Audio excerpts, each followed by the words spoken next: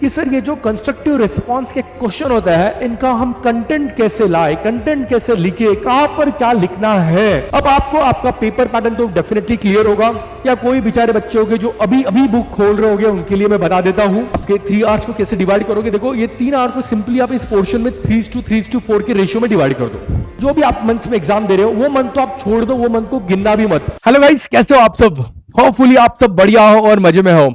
मैं हूं आपके साथ यहाँ पे सीएस सुमित मारू और आपके एक बड़े ही इंपॉर्टेंट क्वेश्चन का आंसर लेके आया हूं कि सर अभी से 1 महीना बाकी है लगभग एग्जाम को, हम हमारी पीएम की प्रिपरेशन किस तरीके से करें। ओके गाइस, सो इस क्वेश्चन का क्वेरी आंसर मैं आपको लेके आया और इसी के साथ में आपको और भी कुछ चीजें हैं जो हमारे पीएम पेपर के लिए बड़ी इंपॉर्टेंट है, वो मैं यहां पे लेने वाला हूं। तो हम सबसे पहले देख लेंगे हमारा पीएम का पेपर पैटर्न क्या है, थोड़ा सा एक आइडिया ले लेंगे। उसके बाद हमारे हम 1 मंथ प्लान क्या आपका हो सकता है जो आप अभी से प्रैक्टिकली फॉलो कर सकते हो आपके पीएम के पेपर को अमेजिंग मार्क्स के साथ पास करने के लिए।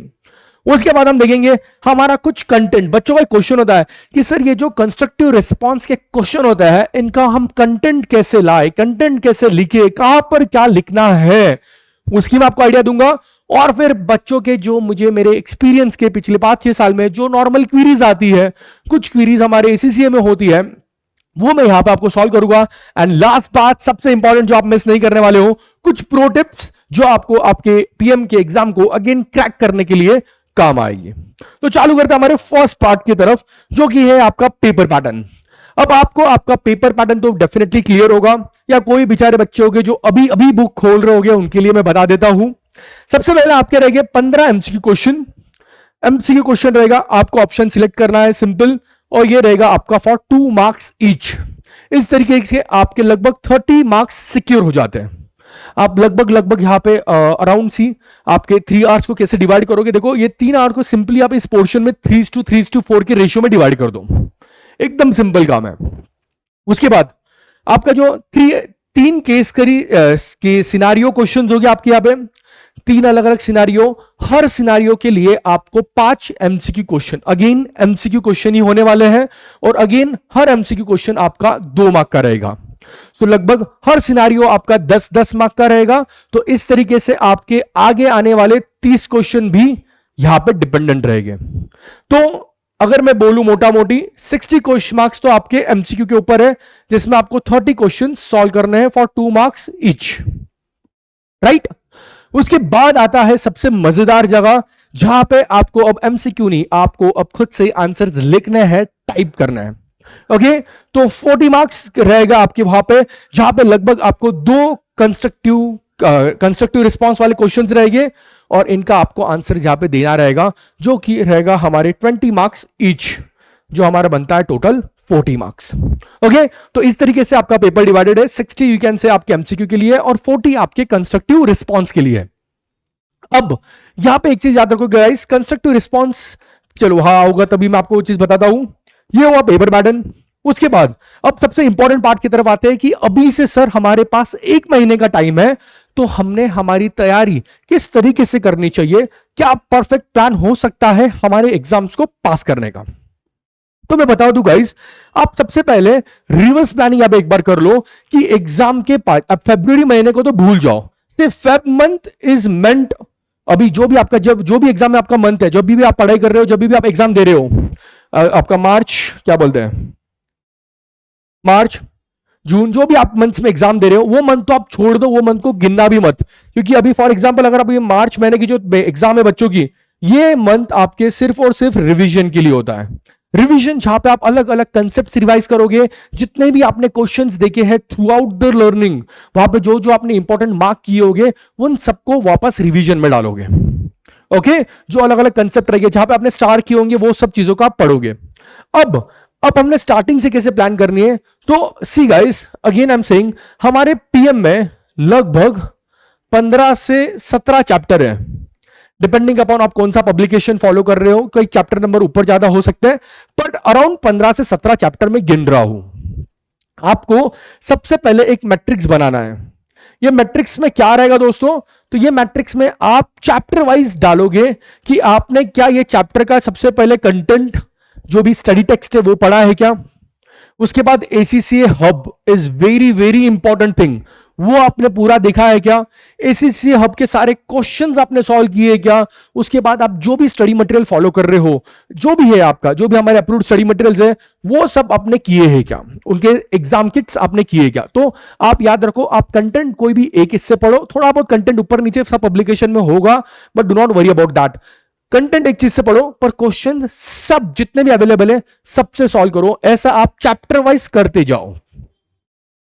ओके जैसे मैंने बोला, ACCA हब को बिल्कुल छोड़ना नहीं है, वो आपके लिए एक बाइबल है। ओके उसके बाद तो आप अगर ये चैप्टर वाइज करते जाओगे, लगभग हमारे 17 चैप्टर है। मैं गिन रहा हूं, लगभग हमारे समझो एक दिन में आपके लगभग 2 चैप्टर खत्म हो गए, अगर आप एक फुल टाइम स्टूडेंट हो तो। नहीं हो तो लगभग आपका 1 और 1.5 चैप्टर, डिपेंडिंग अपॉन कौन सा चैप्टर कर रहे हो, वो खत्म होगा। तो मैं मोटा मोटी गिनूं तो आपका 15 से 17 दिन मैं इसके अंदर आपके सब कुछ गिन रहा हूं, इसलिए मैं 1 और 1.5 चैप्टर ही समझ रहा हूं। 15 से 17 दिन में आपका, 15-17 भी नहीं बोलता हूं मैं, 15 ही बोलता हूं मैं, 15 दिन में आपका लगभग फर्स्ट रीडिंग खत्म हो जाएगा। प्लीज रिमेंबर, ये फर्स्ट रीडिंग में आप सब कुछ कवर करोगे, और ये फर्स्ट रीडिंग में ही आप सेकंड रीडिंग का बेस भी बनाओगे। मतलब क्या? मतलब गाइस, बहुत सी चीजों में बहुत सी जगह सेम सेम चीज दोहराई जाती है, तो आपको उसमें से कौन सा कंटेंट सिर्फ फिल्टर आउट करना है, पढ़ना है सेकंड रीडिंग में, वो आप पहले ही मार्क कर दोगे। 10 क्वेश्चन पढ़े होंगे तो आपको उसमें से 6-7 आ गए होंगे, सिर्फ 3-4 आपको लगा होगा कुछ तो भी मजेदार है, तो उसको आप पहले ही मार्क कर दो। तो फर्स्ट रीडिंग में आप बेस बनाओगे आपके सेकंड रीडिंग का, और सेकंड रीडिंग को लगभग हमें उससे आधा टाइम लगेगा। I am considering around 8 days. Okay आपके हुए 23 डेज खत्म। इसके बाद हम लगभग 2 से 3 दिन का रिवीजन करेंगे। अभी तक हमारे हुए 25 डेज खत्म, और लास्ट के 5 डेज हम यहां पे सॉल्व करने वाले हैं मॉक्स। और आप कितने मॉक सॉल्व करोगे? कम से कम आप 5 से 7 मॉक तो प्लान कर ही दो। मॉक भी आप क्या, आपकी मॉक जो ऑब्वियसली पूरा 3 घंटा नहीं लेने वाले हैं, तो मॉक्स जो रहेगी आप दिन में 2 कर सकते हो, या एक करने के साथ साथ में जो आपका रिवीजन है, यहां पे जो आपका रिवीजन है ये आप कंटिन्यू कर सकते हो। Okay but please mock solve करना बड़ा इंपॉर्टेंट है, बिकॉज वो आपको रियल लाइफ एग्जाम सिनारियो का थोड़ा इंपॉर्टेंस देता है, एक थोड़ा आपको यूज टू करता है वो इन्वायरमेंट से। और एक सबसे बड़ी प्रॉब्लम जो होती है, हमें क्या है ना, टाइपिंग की आदत नहीं होती है, क्योंकि हमें आज तक सारी चीजें बुक में लिखने की, पेपर में लिखने की आदत है, उससे आपको थोड़ी यूज टू करती है। तो अगर आप ये प्लान फॉलो करोगे तो श्योर शॉट मैं बोल सकता हूं आप बहुत अच्छे मार्क्स ला सकते हो, अगर आपने अच्छी से पूरी कंटेंटफुल पढ़ाई की है तो। ओके एंड देन मैं आपको बोला 5 to 7 मॉक सॉल्व करोगे। मॉक्स में आपका टारगेट 50 बिल्कुल नहीं रहेगा, मॉक में आपका टारगेट एटलीस्ट 70 प्लस रहेगा। वाई? बिकॉज मॉक जैसा पेपर आपका होना जरूरी नहीं है। मॉक्स कई बार सिंपल भी होते हैं, पेपर कई बार डिफिकल्ट भी होता है। तो आप 70-75 के ऊपर आप टारगेट करोगे, तब जाके आप बोल सकते हो कि आप आराम से एग्जाम में पास हो सकते हैं, या होने के चांसेस बढ़ा देते हो। ओके ये हुआ आपका प्लान। तो प्लीज गाइस, ये जो मैं आपको मैट्रिक्स बोल रहा हूं, वो मैट्रिक्स आप 100% बना दो आपके पहले पेज पे ही, जस्ट लाइक योर इंडेक्स, और उसमें आप टिक करते जाओ, क्योंकि ये आपको एक ट्रैक देता है कि आप सही ट्रैक से आपके गोल की तरफ पहुंच रहे हो या नहीं पहुंच रहे हो। उसके बाद बच्चों का एक क्वेश्चन रहता है, सर क्या हमें कैलकुलेशन कितना रहेगा और नरेशन कितना रहेगा आपके पीएम के एग्जाम में? तो बच्चों, पीएम का पेपर आपका आता है आपके स्किल लेवल पे। अब स्किल लेवल के जो पेपर है, वहां पे सिर्फ आपको काम नहीं करना है, आपको एनालिसिस भी करना है, आपको डिसीजन मेकिंग भी थोड़ी बहुत करनी है। तो मैं बोल सकता हूं आपका पेपर लगभग 50-50 पकड़ के चलो। Obviously it can change. See professional paper में आप कुछ भी चीज पिछले के हिसाब से नहीं ले सकते हो, हमेशा या कभी भी कुछ भी बड़ा चेंज आ सकता है, कोई भी प्रोफेशनल पेपर रहो तो। बट अगर मैं आपको मोटा मोटी बोलूं तो लगभग आपका नरेशन और आपका कैलकुलेशन दोनों को 50-50% में आप बांट सकते हो। तो कैलकुलेशन जितना इंपॉर्टेंट है उतना ही इंपॉर्टेंट नरेशन भी है पीएम के पेपर में। ये आप चीज लिख लो, आपके पास समझ लो। उसके बाद आपका सबसे पहला क्वेश्चन होता है, सर CR कंस्ट्रक्टिव रिस्पांस के क्वेश्चन में हम क्या करें? तो मैं सबसे पहले बोलूंगा आप रोज कंप्यूटर पे एक 5 से 10 मिनट का टाइपिंग का गेम खेलो। कोई भी टाइपिंग का गेम होगा आप वो खेलो, जिससे आपकी टाइपिंग की स्पीड बढ़ेगी। हमें आज तक बचपन से आदत रहती है कि हम क्या करते हैं ना, हम लिखते वक्त सोचते हैं, तो लिखने का काम हमारा हाथ बाय डिफॉल्ट करते रहता है, तो हम सोच सकते हैं आगे हमें क्या लिखना है। बट जब आप टाइपिंग करने लेते हो, प्रॉब्लम ये होती है टाइपिंग करते वक्त सोचना दूर, हम सिर्फ ये देखते हैं कि हम सही लिख रहे हैं या नहीं लिख रहे हैं। तो प्लीज टाइपिंग प्रैक्टिस करो रोज 5 से 10 मिनट। वो टाइपिंग का गेम आज से चालू कर दो, क्योंकि आपके ये फाइनल लेवल तक काम आने वाला है। तो वो आपको टाइपिंग की स्पीड भी बता देगा और आपकी टाइपिंग की अच्छी खासी प्रैक्टिस भी करा देगा। चलो देखो, कोई फैकल्टी आपको गेम खेलने बोल रहा है बट सिर्फ टाइपिंग का। ओके, उसके बाद आप क्या करोगे, जहां पे आपको बोला गया है सीआर क्वेश्चन में कि आइडेंटिफाई या ब्रीफली डिस्क्राइब, तो वहां पे आप सिंपल, ज्यादा वहां पे कंपोजिशन मत लिख के आओ, वहां पे आप आपका आंसर बुलेट पॉइंट्स में दे दो। ब्रीफली डिस्क्राइब करने बोला है, कुछ चीजें आपको आइडेंटिफाई करने बोली है, बुलेट पॉइंट्स में आपका आंसर दो, बात खत्म।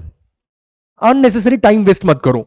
उसके बाद अगर आपको एक्सप्लेन या डिस्कस करने के लिए बोला है तो फिर आप डिटेल आंसर दो, फिर पूरा डिस्कशन लिखो, पूरा मतलब फेकम फाक मत करो प्लीज, अच्छी से properly point two point discussion लिखो। और अगेन मैं बोल रहा हूं, आपका आंसर वापस पढ़ो, क्योंकि टाइप करते करते कभी कभी आप कहां के कहां चले जाते हो, क्योंकि हमारा फोकस सिर्फ टाइप पे होता है। तो प्लीज एक बार आपका आंसर हमेशा आप रीचेक करोगे।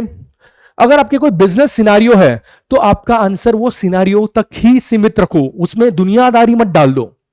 वो सिनारियो के रिलेटेड जो आपका ऑप्शन है वो आप रखो, वो आप देखो और वो आप सॉल्व करके उनको बताओ। That's it. And consider marks allotted. And obviously आप ये देखो कि कौन से क्वेश्चन को कितना मार्क्स है, वो हिसाब से कंटेंट कितना है। नहीं तो 4 मार्क का क्वेश्चन है और आप 2 पेज का आंसर लिख रहे हो, दैट डजंट मेक सेंस। थोड़ा सा वहीं पे भी आप खुद से वैल्यूएशन कर सकते हो। प्लीज आपके आंसर स्पेसिफिक प्रॉपर फॉर्मेट में रहने दो, फेकम फाक जल्दी मत करो करने की। Okay, then comes some of your FAQs। Do I need to study whole syllabus? बिल्कुल, एक भी चैप्टर बिल्कुल भी छोड़ना नहीं है। ये है प्रोफेशनल पेपर। सर मेरे दोस्त ने बोला था ये बड़ा इंपॉर्टेंट चैप्टर है, बस ये 4 चैप्टर कर ले तू पास हो जाएगा। बिल्कुल नहीं, यू नेवर नो कौन से पेपर से, कौन से चैप्टर से कितने मार्क्स का आएगा। और ये कोई भी ट्रेंड एनालिसिस के ऊपर मत जाओ, आपको हर चीज पूरी अच्छी तरीके से करनी है। इंपॉर्टेंट चीज 10 बार करोगे तो लेस इंपॉर्टेंट चीज 9 बार करोगे। Understand the difference. उसके बाद are the basic variance examinable? Yes, ये क्वेश्चन बड़ा था बच्चों का कि सर अभी तो हम यहाँ पे एडवांस वेरिएंस की बातें करते हैं, मिक्स्ड वेरिएंस के बारे में बात करते हैं, सर हम यील्ड वेरिएंस के बारे में बात करते हैं, क्या बचपन के वेरिएंस भी हमें आ सकते हैं यहां पर? बिल्कुल, मटेरियल, लेबर, ओवरहेड वेरिएंसेस भी आ सकते हैं, उसको भी एक बार रिवाइज करके जाना।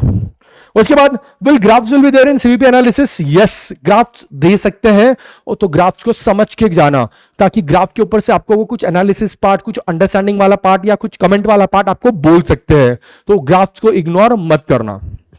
उसके बाद नैरेटिव क्वेश्चंस पॉसिबल है sir? Fully narrative question, everything is possible in your professional exams. So please वो भी हो सकता है, बट इसका मतलब ये नहीं आप सब रट्टा मारने बैठ जाओ, समझो चीजों को ताकि आप उसको लिख पाओ अच्छे से। उसके बाद is environment management accounting also like to be tested? Absolutely. Again see, इन तीनों का आंसर तो एक ही है कि आपको पूरी दुनिया का, मतलब पूरे MA का जितना भी सिलेबस है, पूरे PM का जितना भी सिलेबस है, आपको वो पढ़कर जाना है।